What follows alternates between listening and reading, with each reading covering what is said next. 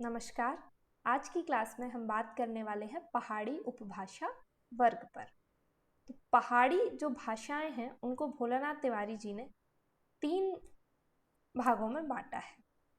पहाड़ी भाषाओं को कुल 3 भागों में बांटा है। पश्चिमी पहाड़ी, मध्यवर्ती पहाड़ी और पूर्वी पहाड़ी, जिसमें से पूर्वी पहाड़ी जो है ये नेपाल वाले हिस्से में आती है, पश्चिमी पहाड़ी हिमाचल वाले हिस्से में आती है और मध्यवर्ती पहाड़ी ये आती है हमारी उत्तराखंड वाले भाग में। और हिंदी की जो 2 बोलियां हमें देखने को मिलती है, कुमाऊनी और गढ़वाली, उन दोनों का संबंध मध्यवर्ती पहाड़ी से है। ठीक, तो एक बार हम मैप में देख लेते हैं। ये देखिए, ये हमारा क्षेत्र हो जाएगा। एक सेकंड रुकिएगा। ये जो पूरा क्षेत्र है, हिमाचल से लेकर ये पूरा उत्तराखंड वाला हिस्सा इसमें शामिल हो रहा है और नेपाल वाला हिस्सा शामिल हो रहा है। ये है पहाड़ी वर्ग का क्षेत्र। तो ये हो जाएगी पश्चिमी पहाड़ी और ये हो जाएगी पूर्वी पहाड़ी, और उत्तराखंड वाला जो हिस्सा है वो बीच में आ रहा है, इसीलिए यहाँ पर हो जाएगी मध्यवर्ती पहाड़ी। तो मध्यवर्ती पहाड़ी का ही एक हिस्सा जो है वो कुमाऊनी का है और एक हिस्सा गढ़वाली का है। तो उत्तराखंड के मैप को हम यहाँ पर बना लेते हैं, थोड़ा सा रफ मैप बना लेते हैं। ये मान के चलिए ये उत्तराखंड का मैप है। तो उत्तराखंड के इस मैप में इस तरह से अगर हम इसको डिवाइड करें, एक सेकंड रुकिएगा, अगर हम इसको इस तरह से डिवाइड करें, इस तरह से, ठीक, तो ये जो हिस्सा है ये आ जाएगा कुमाऊनी वाला भाग और इसके ऊपर वाला जो हिस्सा है ये है गढ़वाली का भाग। इसका कुछ भाग गढ़वाली का हमें हिमाचल में भी देखने को मिलता है और हिमाचल में कई सारी बोलियां हमें देखने को मिलती हैं। चलिए, तो अब हम एक एक करके देख लेते हैं दोनों को। सबसे पहले कुमाऊनी पर बात कर लेते हैं। यह कुमाऊं क्षेत्र की बोली है। इसका जो क्षेत्र विस्तार है वो नैनीताल, अल्मोड़ा, पिथौरागढ़, चमोली, उत्तरकाशी, इन जिलों में हमें देखने को मिलता है। कुमाऊनी पर राजस्थानी का इतना अधिक प्रभाव है कि यह उसका एक रूप सा प्रतीत होती है। तो ये हमारे लिए महत्वपूर्ण हो जाएगा। कुमाऊनी पर राजस्थानी का प्रभाव देखने को मिलता है। यह ओकार बहुला बोली है। कुमाऊनी की उपबोलियां यहाँ पर दी गई हैं। खस परजिया, कुमेया या कुमैता, फल्द कोटिया, छपाई, पछाई, छपाई नहीं है, ये पछाई है, चौगरखिया, गंगोला, दानपुरिया, सिराली, सोरियाली, असकोटी, जोहारी, रौचो भैंसी और भोटिया। क्या ये बोलियां हमें पूरी याद करने की ज़रूरत है? तो मुझे नहीं लगता कि इतना ज़्यादा पहाड़ी भाषाओं से हमसे पूछा जाएगा। फिर भी यहाँ पे लिख तो दी ही है, एक आध बार देख लीजिएगा, शायद एलिमिनेशन में कभी हेल्प मिल जाए अगर पूछ लिया गया तो। यहाँ से हमें बस ये याद रखना है कि कुमाऊनी का क्षेत्र कौन सा है, मोटा मोटा उसके ज़िले कौन से हैं। तो क्षेत्र हमने मैप में देख लिया। कुमाऊनी का जो क्षेत्र है इसको हम थोड़ा सा इरेज कर लेते हैं मैप को, ताकि ये क्लियर हो जाए थोड़ा सा। तो यहाँ से हम ये नेपाल वाला हिस्सा जो है इसको इरेज कर लेते हैं। हमारा जो हिंदी का पहाड़ी उपभाषा वर्ग है उसका क्षेत्र सीमित है हिमाचल और उत्तराखंड तक। तो यहाँ पर हमें इसको हम ब्लू से मार्क कर लेते हैं। ये जो हिस्सा हम ब्लू से मार्क कर रहे हैं ये हिस्सा है हमारा, एक सेकेंड रुकिएगा,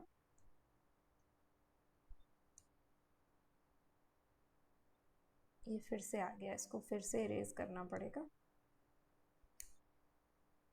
ये नेपाल वाला जो भाग है ये हमारे काम का नहीं है क्योंकि हिंदी से संबंधित नहीं है। अब हमें केवल उस हिस्से को देखना है जो हिंदी से संबंधित है। ठीक, तो हिंदी से संबंधित जो भाग है वो है हिमाचल और उत्तराखंड वाला, और उसमें भी हमें 2 बोलियां मुख्य तौर पर देखने को मिलती हैं, कुमाऊनी और गढ़वाली। तो ये जो हिस्सा हम ब्लू कलर से मार्क कर रहे हैं ये भाग है कुमाऊनी बोली का। ठीक, उसके ऊपर अब हम रेड कलर से जो मार्क करने वाले हैं ये हिस्सा हो जाएगा गढ़वाली का। तो गढ़वाली बोली का क्षेत्र हमें उत्तराखंड के साथ साथ थोड़ा बहुत हिमाचल में भी देखने को मिलता है, और हिमाचल में कुछ और बोलियां भी देखने को मिलती हैं जिनको पश्चिमी पहाड़ी वर्ग के अंतर्गत रखा जाता है। ठीक है, चलिए तो अब हम कुमाऊनी को देख चुके हैं, कुमाऊनी का क्षेत्र हम देख चुके हैं। अगला हमें देखना है गढ़वाली को। तो बहुत से गढ़ों के होने के कारण मध्यकाल में इसे गढ़वाल कहते थे। केदारनाथ वाला जो क्षेत्र पड़ता है वो भी गढ़वाल क्षेत्र में ही पड़ता है। इसका क्षेत्र विस्तार कहाँ है? गढ़वाल तथा उसके आसपास है, जैसे टेहरी, अल्मोड़ा, देहरादून, सहारनपुर, बिजनौर, ये उत्तर प्रदेश का जिला है बिजनौर, तथा मुरादाबाद आदि कुछ भागों में गढ़वाली का क्षेत्र हमें देखने को मिलता है। गढ़वाली की एक उपबोली है श्रीनगरिया, और इसमें गढ़वाली का परिनिष्ठित रूप देखने को मिलता है। संभवतः ये श्रीनगर में बोली जाती होगी। श्रीनगरिया जो बोली यहाँ पे हमें देखने को मिल रही है। और इसके अलावा उपबोलियाँ हैं कुछ कुछ गढ़वाली की, जिसमें श्रीनगरिया है, राठी है, लोहाब्या है, बधानी है, दसौलिया है, मांझ कुमैया है, नागपुरिया है, सलानी है और टेहरी है। अगर कोई पहाड़ी क्षेत्र का हो, श्रीनगर या फिर हिमाचल तरफ का, तो वो बताए कि श्रीनगरिया बोली श्रीनगर में बोली जाती है या नहीं। मैं इस संबंध में श्योर नहीं हूँ। इस पर भी राजस्थानी का प्रभाव देखने को मिलता है। तो कुमाऊनी और गढ़वाली दोनों में ही हमें राजस्थानी का प्रभाव देखने को मिलता है। तो ये तो हो गई हमारी पहाड़ी बोलियां, इनमें खूब सारी उपबोलियां हैं, तो पूरी तो याद करने की ज़रूरत नहीं है, लेकिन जो आपको ऐसा लगे कि थोड़ा सा अलग नाम है, जैसे राठी है, ये महत्वपूर्ण हो सकता है, क्योंकि हो सकता है राठी सुन के हमारा जो ध्यान है वो शायद हरियाणवी या फिर राजस्थानी की उपबोली इसे मान ले, लेकिन राठी किसकी बोली है? गढ़वाली की बोली है। उसी तरह से नागपुरिया है, ये भी हो सकता है इसको महाराष्ट्र से संबंधित करके हम याद रखने की कोशिश करें, लेकिन नागपुरिया किसकी बोली है? गढ़वाली की बोली है। तो इसीलिए यहाँ पे रख दी है कि कुछ ऐसा लगे जो अलग सा है उसे आप देख सकते हैं, और एक दो बार इन उपबोलियों को भी देखा जा सकता है ताकि एलिमिनेशन में मदद मिले। चलिए अब हम देख लेते हैं नेक्स्ट, पश्चिमी पहाड़ी, या इसको कहते हैं हिमाचली। इसका विस्तार क्षेत्र क्या है? तो इसका विस्तार क्षेत्र जो है वो है पंजाब के उत्तर पूर्वी भाग में भद्रवाह, चंबा, मंडी, शिमला, चकराता और लाहौल स्पीति के आसपास। इसकी प्रमुख बोलियां हैं जौनसारी, सिरमौरी, बघाटी, चमेयाली, क्योंठली। इस क्षेत्र में देवनागरी के अतिरिक्त टाकरी या टाकरी लिपि का भी प्रचलन है। तो हिमाचल में एक लिपि प्रयुक्त होती है जिसका नाम है टाकरी या टाकरी, ये दोनों नाम मिले हैं, और बहुत हद तक ये लिपि देखने में गुरुमुखी जैसी दिख रही थी। तो वर्तमान में ये लिपि वहाँ पर विलुप्त होती जा रही है, बहुत कम लोगों द्वारा प्रयुक्त की जाती है अब ये, मुख्यतः दुकानदारों इत्यादि के द्वारा। ज़्यादातर अब हिमाचल में भी देवनागरी लिपि का प्रयोग हमें देखने को मिलता है। तो ये कुछ बातें थी, हम एक बार रिकैप कर लेते हैं क्योंकि थोड़ा सा कंफ्यूजिंग हो गया है। पहाड़ी वर्ग है, पहाड़ी वर्ग के अंतर्गत हमें भोलानाथ तिवारी जी बता रहे हैं कि 3 वर्ग शामिल हैं। कौन से? पूर्वी पहाड़ी। पूर्वी पहाड़ी का संबंध हिंदी से नहीं है क्योंकि ये नेपाली भाषा यहाँ पर है, तो नेपाल से इसका संबंध है, नेपाली से संबंध है, हिंदी से नहीं है, तो ये हमारे लिए उतने काम की नहीं है। दूसरी है मध्यवर्ती।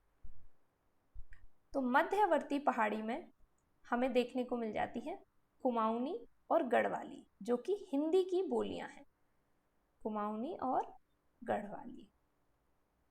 ठीक, तो ये हमारी हिंदी की 18 बोलियों में शामिल है, 18 बोलियों में शामिल।